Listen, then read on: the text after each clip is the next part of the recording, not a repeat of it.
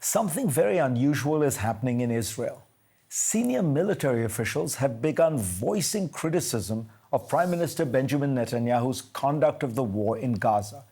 Israeli media has been reporting on a weekend security meeting at which the Chief of Staff of the Israel Defense Forces, General Herzi Halevi, criticized Netanyahu's lack of a clear strategy, pointing out that the Israeli military had re-entered northern Gaza, an area it claimed to have cleared in January. He warned that unless there was a plan to set up some kind of non-Hamas government in these areas, the IDF would have to keep repeating these kinds of operations endlessly. Israel's defense minister, Yoav Gallant, has gone further, publicly criticizing the prime minister, pointing out that the day after Hamas will only be achieved by actors who replace Hamas, and declaring that he would not permit Israel to try to govern Gaza directly. The New York Times reported on others within the Israeli military making similar criticisms. As Anshel Pfeffer writes in Haaretz, these briefings to the press have been synchronized as part as what can only be a coordinated briefing against the prime minister. The reason for these extraordinary dissents at a time of war is that Israeli officials have begun to realize what American officials have been warning them about for months, that without a strategy to create stable governance in Gaza, they will face a continuing insurgency, just as the U.S. did in Afghanistan and Iraq. There is evidence it is already happening. Israeli forces have been forced back into Jabalia twice, and they have returned 3 times to Zaytun. Their recent and controversial raid on the Al-Shifa hospital was the second effort, showing that their initial success was not lasting. U.S. Secretary of State Antony Blinken noted last Sunday, "We've seen in areas that Israel has cleared, in the north, even in Khan Yunis, Hamas coming back." Much has been written about whether the Israeli military is being careful or callous in its concern for civilian casualties when conducting its attacks in Gaza. But the larger point has to do with its counterinsurgency strategy itself. In America's only successful counterinsurgency campaign in recent memory, the surge in Iraq, its strategy was designed to protect the civilian population, isolate the insurgents, and then crush them.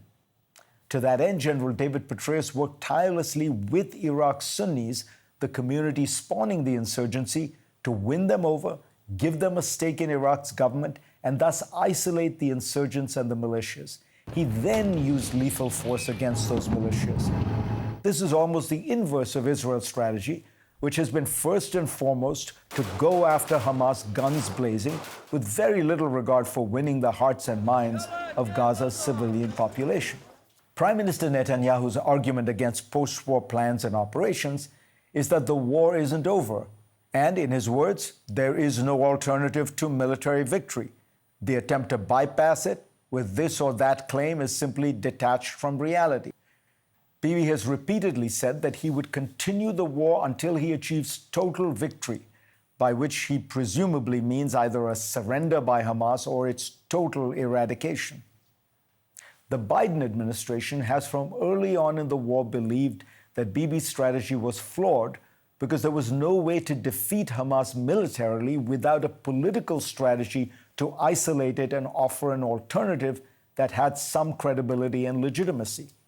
That was why the Biden administration wanted to begin discussions with the Palestinian Authority and a group of Arab states like Egypt and Saudi Arabia to make plans for reconstruction and governance in a non-Hamas Gaza.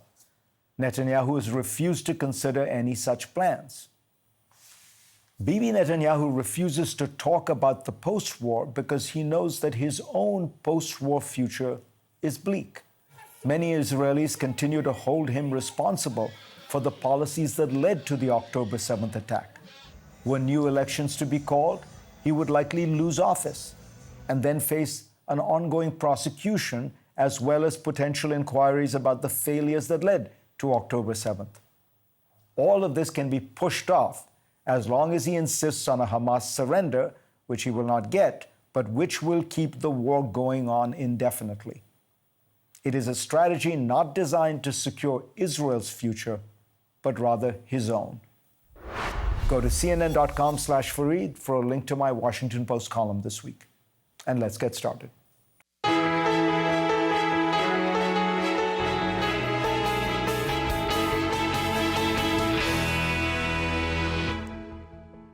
So you heard what I had to say. What does a better war strategy for Israel look like?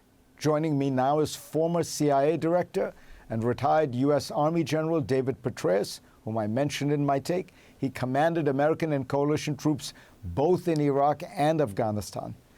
David, welcome. First, let me ask you to explain, what was the heart of your strategy in Iraq, which worked? You were battling an insurgency, a bunch of terrorists, militias, call them what you will, and the U.S. had not been able to really eradicate those terrorists. What did you do? Well, first and foremost, we committed to making life better for innocent Iraqi civilians, and we pledged that we would get al-Qaeda, an extremist group irreconcilable, similar to Hamas, out of their midst. We would clear their neighborhoods, their cities of al-Qaeda, and then we would keep them out of those cities and neighborhoods. We'd create gated communities, 12 of them alone in Fallujah, which was already completely encircled by cement to keep them out. And then you have biometric ID cards. We would flood the area immediately with humanitarian assistance, then restore basic services, and then go about the comprehensive reconstruction, rebuilding all of the damaged infrastructure, restoring schools, markets, clinics, bridges, roads that had been blown up by al-Qaeda and by the other of the most dangerous Sunni insurgent groups. And then keep the pressure on those groups, constantly going after them after having cleared comprehensively from the populated areas. But the key was the hold and the build. We're seeing in Gaza the clearing. The problem is if you don't hold, again, keep the people separate from, in this case, Hamas, which is, again, an extremist group akin to the Islamic State. It's irreconcilable.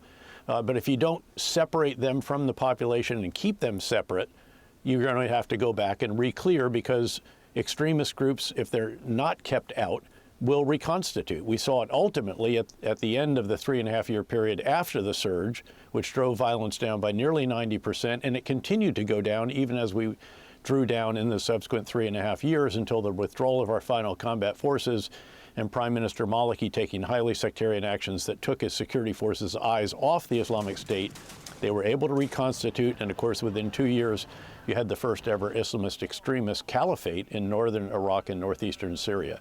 Look, I want to see Israel succeed. I believe Hamas does need to be destroyed. What they did on October 7th was absolutely barbaric and horrific and unspeakable. And it's an example that you've got to get them out of control of the people and out of the governance of Gaza. And obviously there has to be then some kind of vision for what the future will be. And of course, it's interesting to see the Minister of Defense, Yoav Gallant, and then also the Chief of Staff of the Israeli Defense Forces calling for the establishment of a vision for a midterm and then a longer term, because if you don't know where you're going, as they say, any road will take you there.